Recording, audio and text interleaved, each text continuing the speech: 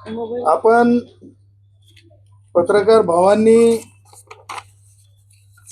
म्हणजे मला यायला थोडा उशीर झाला आणि आपल्या म्हणजे इतर असाइनमेंटमध्ये थोडेसे डिफिकल्टी झाल्या असतील, पण आजचा मुद्दा जो आहे महत्त्वाचा आहे. मी सुद्धा म्हणजे प्रवास करून आलो आणि मला माहिती नव्हतं ट्रॅफिकचं.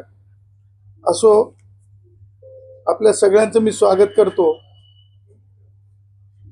हा मुद्दा जो आहे आज ह्या पुण्यनगरीमध्ये, हा भारतीय संविधानाशी संबंधित मुद्दा आहे. हा मुद्दा जो आहे, आपण नेहमी पत्रकार परिषदा पाहत असता कुणीतरी एक आपल्या जातीचा झेंडा घेऊन उभा असते आणि त्याच्यासाठीचे पत्रकार परिषदा होतात. त्या पत्रकार परिषदा आपण सगळे नेहमी पाहतो. परंतु माननीय मोदीजींच्या सरकारनं भारतीय संविधानात घटना दुरुस्ती करून गरिबांसाठी सुद्धा आरक्षणाची तरतूद असावी हे तत्व आणलं. हे तत्व अत्यंत क्रांतिकारी तत्व होतं. संविधानाच्या परिभाषेशी संबंधित तत्व होतं आहे. परंतु ह्या तत्वाला कुठेतरी मी तुम्हाला सांगितलं की ध्वज घेऊन वेगवेगळ्या जातीच्या नावाखाली उभं राहणारे हे सार्वजनिकपणे संविधानिक भूमिकांना हरताळ फासायला पुढाकार घेत बसतात. आणि तात्विकदृष्ट्या आपल्याला सांगायचं म्हणजे त्या झेंड्यांसोबत जाती असतात, त्या झेंड्यांसोबत जाती असतात, परंतु गुणवंतांसाठीच्या पत्रकार परिषदा आणि गुणवंतांसाठीच्या विद्यार्थी संघटना मला असं वाटतंय की मागच्या काही काळामध्ये लोप पावत चालल्यात. किंवा खुल्या वर्गासाठी कोणती संघटनाच आहे की नाही असाही माझ्या समोर एक प्रश्न निर्माण होतो. ब्राह्मण, लिंगायत, राजपूत, मारवाडी, जैन हे जे वर्ग आहेत हे सुद्धा भारतीय वर्ग आहेत.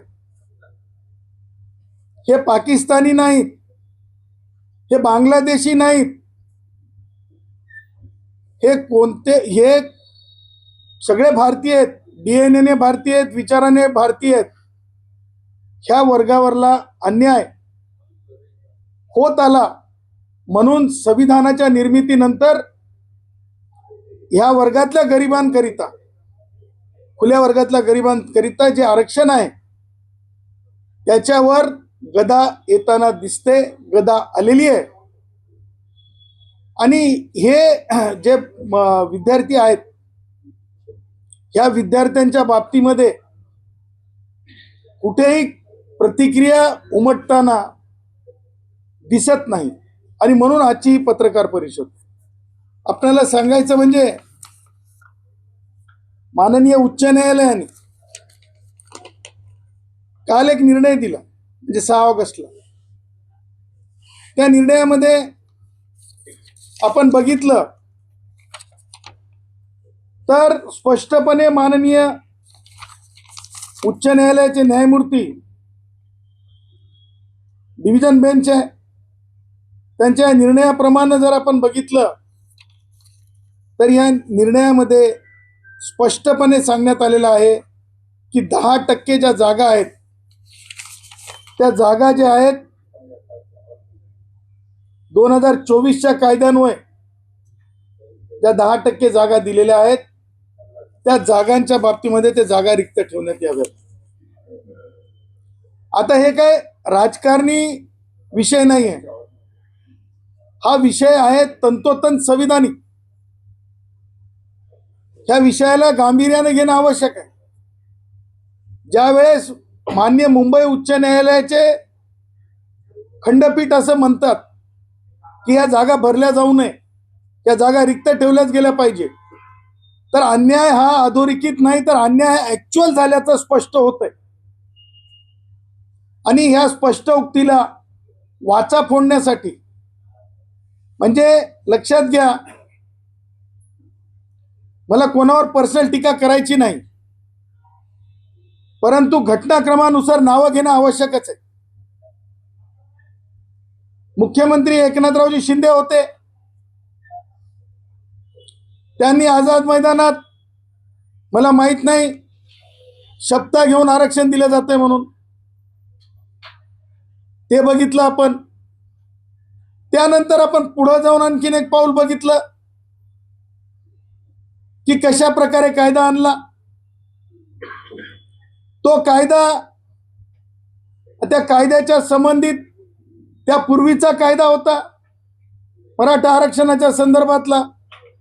आता जर पूर्वी कायदा होता परत कायदा आणला तो कायदा चॅलेंज झाला. आता मला सांगा एक व्यक्ती हे एका वर्गात आरक्षण घेऊ शकते. एक व्यक्ती हे एससी ला जर रिझर्वेशन घेतलं तर सामान्य पुणेकरांना माझा प्रश्न आहे विनंती आहे या पुण्यनगरीमध्ये विद्वानांची नगरी म्हणून ओळखली जाते. एक जर व्यक्ती एससीची असेल शेड्यूल कास्टची असेल तर का ती व्यक्ती एससीचं रिझर्वेशन घेऊ शकते किंवा ती व्यक्ती ओबीसीचं रिझर्वेशन घेऊ शकते का? मला सांगा एक व्यक्ती मला मराठा समाजाचा द्वेष नाही परंतु मराठा समाजाच्या नावाखाली जे काही नेतृत्व करायला निघालेत ते ज्या प्रकारे युवकांना घेऊन चाललेत त्याच्यातून हे होणारे प्रश्न निर्माण होत आहेत. आता त्यांचा किती अभ्यास आहे मनोज जरंगे किती पास आहे मला त्याच्यात जायचं नाही. आता त्याच्यामध्ये आमच्या प्रसादला किती कळतंय त्याच्यातही मला जायचं नाही.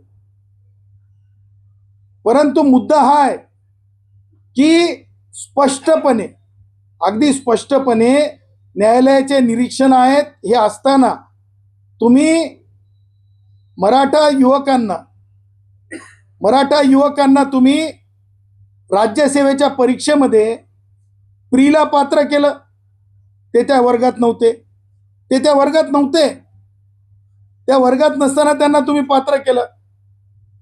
गरिबांसाठीच्या आरक्षणामध्ये तुम्ही पात्र केलं. त्यानंतर तुम्ही काय केलं मेन्सला पात्र केलं. त्यानंतर तुम्ही काय केलं तोंडीला पात्र केलं. अरे काय चाललं होतं. आणि हे नुसतं पात्र केलं नाही. जेव्हा आम्ही विद्यार्थी जेव्हा कोर्टात गेले त्यावेळेस हे स्पष्ट झालं की अपात्र लोकांना पात्र करण्यात आलं आणि तोंडी परीक्षेपर्यंत नेल्याच्या नंतर तोंडी परीक्षेतून त्यांना बाहेर काढलं तोंडी परीक्षेपासून. परंतु झालं काय की जे खरे गरीब होते अरे ब्राह्मण गरीब होणं का गुन्हा आहे का या देशात? या देशामध्ये राजपूत गरीब होणं गुन्हा आहे का? मग त्यांचं कुणी हिसकाटून न्यायचं का? ज्याच्यामध्ये मसल पॉवर आहे ज्याच्यामध्ये दंड आहे त्यांनी हिसकाटून न्यायचं का? थेटच बोलतो म्हणजे विखे पाटील मसल पॉवर आलेतून त्यांनी न्यायचं का? जरंगेचे खूप हार्डकोर संघटना म्हणून त्यांनी न्यायचं का? हे असं नेलं जाऊ शकत नाही, असं दिलं जाऊ शकत नाही. आणि म्हणून आमचं म्हणणं आहे की ज्या प्रकारे ही मुलं ही जे विद्यार्थी हे जेनजी जे आहेत हे सफरर आहेत आणि ह्या सफरर्सला ज्या प्रकारे प्री पासून त्रास झालाय त्या प्री पासून पुन्हा जे आहे नव्याने प्रक्रिया सुरू होणं आवश्यक आहे आणि नव्याने प्रक्रिया सुरू होऊन ही कारवाई पूर्ण झाली पाहिजे. आपण एक परीक्षेमध्ये जर काही प्रश्न जर याच्यामध्ये एखाद्या विषयाचे फुटले तर परीक्षा पूर्ण घेतो की नाही त्या स्पर्धा परीक्षेची. त्याच प्रकारे आपण हे आपल्याला दस्तूर खुद दिसत असताना न्यायालयाचं निरीक्षण असताना मी महाराष्ट्राच्या लोकसेवा आयोगाचे अध्यक्ष विद्यमान अध्यक्ष एकदम क्लीन माणूस आहेत त्यांना मी विनंती करतो की या प्रकरणामध्ये तातडीने त्यांनी लक्ष घालावं. भीमनवार साहेबांनी जातीच्या चष्म्यातून मनोज जरंगे काय करेल उद्या त्यांच्यावर आगपाकड करेल का याची चिंता करू नये. कारण आता मुद्दा असा आहे की कोण कशाची चिंता करावं असा मुद्दा निर्माण झाला. आपण बघत आहोत की किती खालच्या पातळीवर जाऊन लोक एकमेकांना बोलत आहेत. त्यामुळे किमान विद्यार्थ्यांच्या बाबतीत भीमनवार साहेबांनी एक स्ट्रॉंग भूमिका घेतली पाहिजे आणि स्ट्रॉंग भूमिका घेऊन या प्रश्नाला पूर्ण तडीस नेण्यासाठी या प्रश्नाच्या संदर्भानं एक म्हणजे SIT सारखी लोकसेवा आयोगानं एक समिती नेमली पाहिजे आणि ह्या परीक्षेला जे आहे या विद्यार्थ्यांना जे आहे जे EWSचे विद्यार्थी आहेत त्यांना पूर्ण न्याय दिला पाहिजे. आणि म्हणून माननीय उच्च न्यायालयाचं जे निरीक्षण आहे याच्यामध्ये स्पष्टपणे सांगितलं पॅराग्राफ नंबर 6 मध्ये, having regard to the facts and circumstances of the case in its entirety as an ad interim measure, we hereby provide that the respondents may go ahead with the process of joining of the selected candidate pursuant to the selection process in question, but 10% of posts shall be kept vacant so as to accommodate the petitioners if they eventually succeed in the writ petition. आता ते जे SC म्हणजे जे मराठा भाऊ होते ज्यांना राजकारणामुळे ते ह्या सगळ्या प्रक्रियेमध्ये फसले, त्यांना बाहेर पडावं लागलं, परंतु त्या राजकारणाचा भाग आमच्या म्हणजे जे EWS जे गरीब आहेत या सगळ्या जे समाज मी सांगितले गरीब समाज, त्या समाजावर नांगर फिरवायची का वेळ? मग आमच्यासाठी त्यांच्यासाठी जर समजा ते विखे पाटील आहेत तर आमच्यासाठी उदय सामंत झोपू नका, उदय सामंत झोपू नका, उदय सामंत झोपू नका, जागा करायला आलो पुण्यामध्ये. आणि हे सगळं अत्यंत म्हणजे वेदनादायी आहे. कोणत्याही विद्यार्थ्यावर अन्याय होऊ नये, राजकारण होऊ नये, परंतु म्हणजे विद्यमान मोदीजींनी दिलेल्या EWS रिझर्वेशन जे महाराष्ट्र शासनाने मान्य केलेलं आहे त्या आरक्षणावर सुद्धा गदा येऊ नये ही आमची भूमिका आहे. आणि लवकरात लवकर सरकार कसं असतंय की लोकसेवा आयोग हे ऑटोनॉमस आहे, त्याच्यामध्ये सरकारांची फार भूमिका नसते, त्यामुळे लोकसेवा आयोगाने तातडीने याच्यावर भूमिका घ्यावी. उद्या विद्यार्थ्यांनी उपवासाची वेळ आणली किंवा जेनझीची शक्ती बाहेर आणली तर ही शक्ती सुद्धा लक्षात घ्यावी. कारण या प्रकरणामध्ये मी त्या पुढे जाऊन असं म्हणेल की राष्ट्रीय स्वयंसेवक संघाच्या संघ प्रमुखांनी सुद्धा या प्रकरणात लक्ष दिलं पाहिजे. कारण जेनझीवर आपण लक्ष देत आहोत, आपण आरक्षणाच्या विषयावर आपण लक्ष देत आहोत, परंतु खुल्या वर्गातल्या गुणवंतावर EWSच्या विद्यार्थ्यांवर MPSCच्या या परीक्षेवर सुद्धा लक्ष केंद्रित करण्याची मी त्यांना विनंती करतो, त्यांना आग्रह करतो, त्यांना आव्हान करतो. आणि आपले काही प्रश्न असतील याच्यावर तर आपण विचारू शकतो.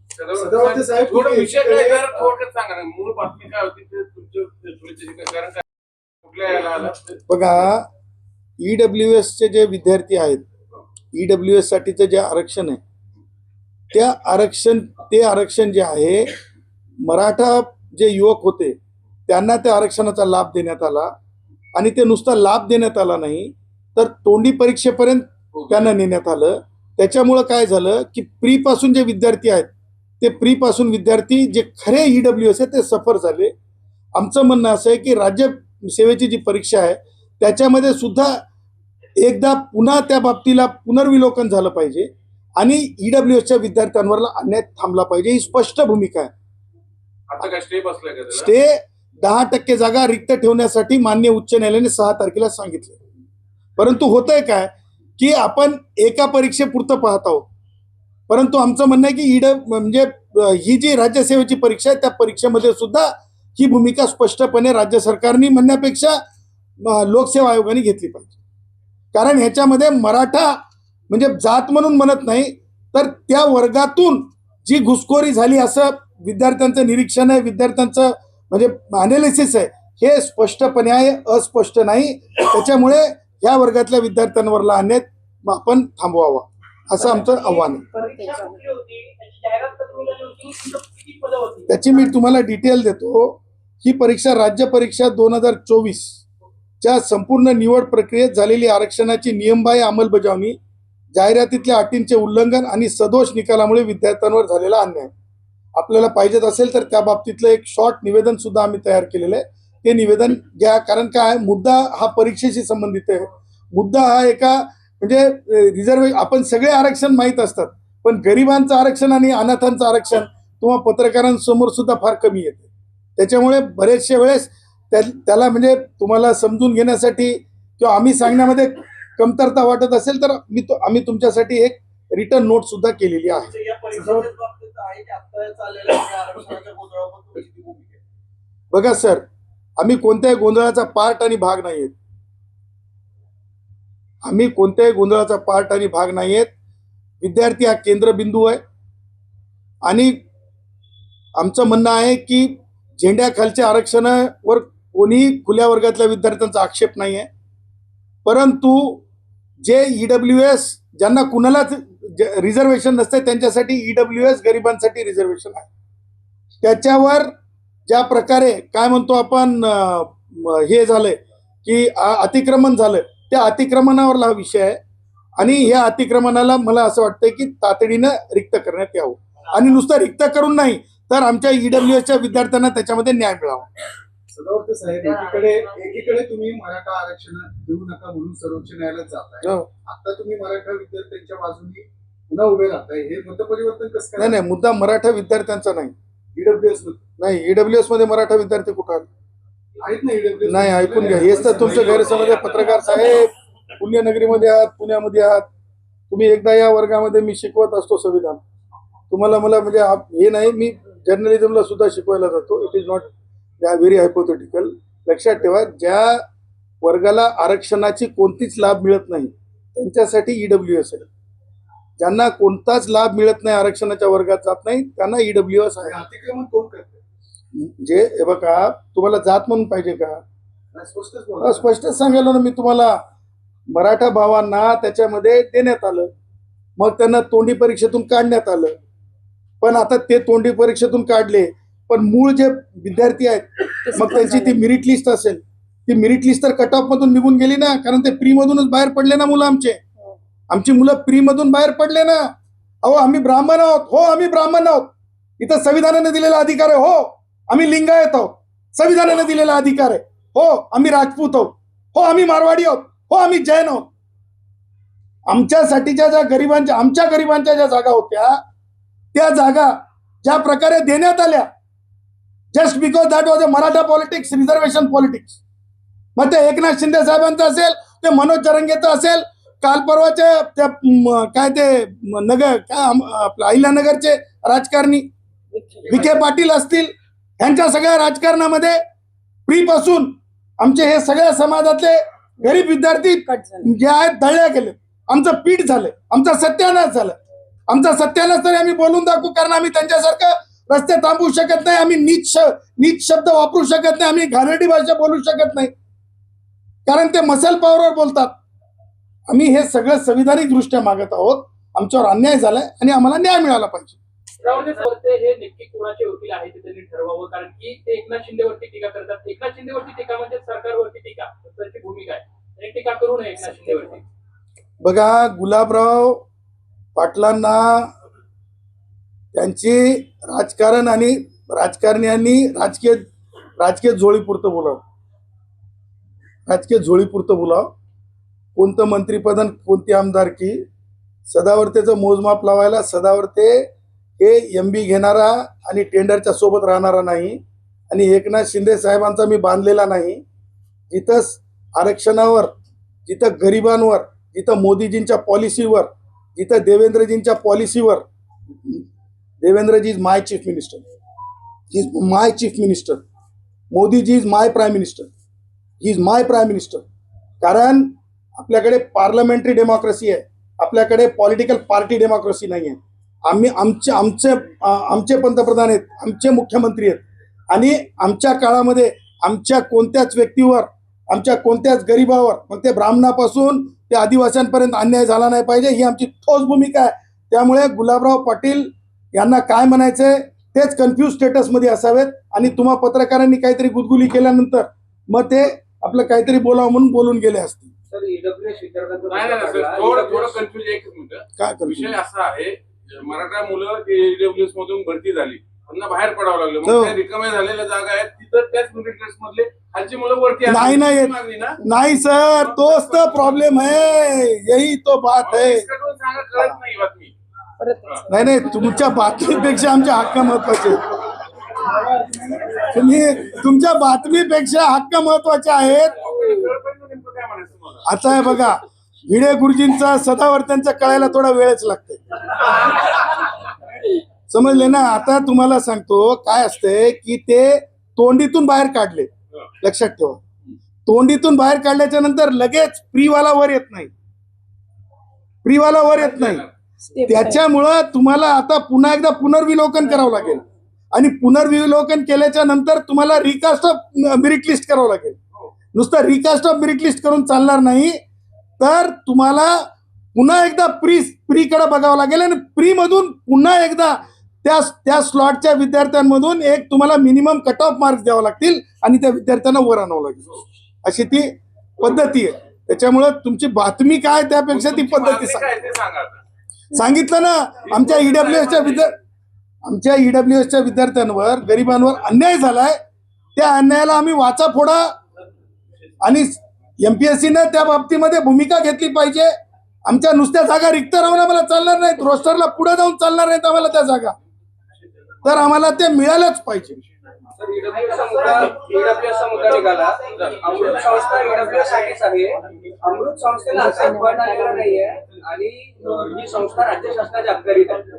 यावर तुमची काय भूमिका आहे? कोणती संस्था? अमृत संस्था जी राज्य शासनाची हा, हे बघा. ईडब्ल्यूएस साठी काम करते. त्याच्यामध्ये ब्राह्मण, लिंगायत, राजपूत या जातीचा समावेश आहे. त्याच्या पीआयटीची जाहिरात अद्याप निघालेली नाहीये.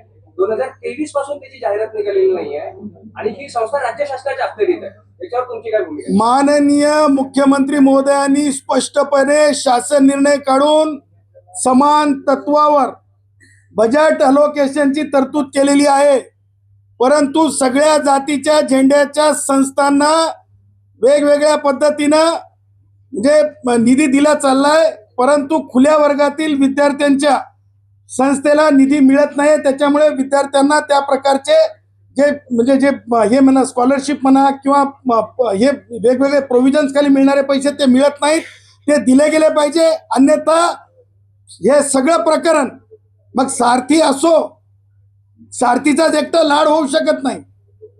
ह्या सगळ्या विषयाला घेऊन उच्च न्यायालयामध्ये जावं लागेल, कारण सारथीलाच केवळ लाडून चालणार नाही, बार्टीच्या विद्यार्थ्यांवर सुद्धा अन्याय आहे. त्याच प्रकारे खुल्या वर्गातल्या विद्यार्थ्यांवर सुद्धा अन्याय आहे. या सगळ्या बाबी आम्ही कोर्टात करू. तुम्ही पाठपुरावा करणार का राज्य शासनाकडे? 100% पाठपुरावा करू, कारण तो शासन निर्णय आम्ही बघितलाय, वाचलाय. त्या शासन निर्णयाला घेऊन कोर्टात जाऊ. जरा थोडक्यात घ्या, कारण आमची पत्रकार परिषदेची वेळ संपली आणि आमच्या विद्यार्थ्यांच्या खिशामध्ये एवढे पैसे नसतात. एकीकडे तुम्ही म्हणताय की मराठा समाजाचा मला द्वेष नाही, दुसरीकडे तुम्ही त्यांच्या एससीबीसी आरक्षणाला, ओबीसी आरक्षणाला माझे मराठा भाऊ मागास नाहीत, त्यांना कोणतंच आरक्षण मिळू शकत नाही.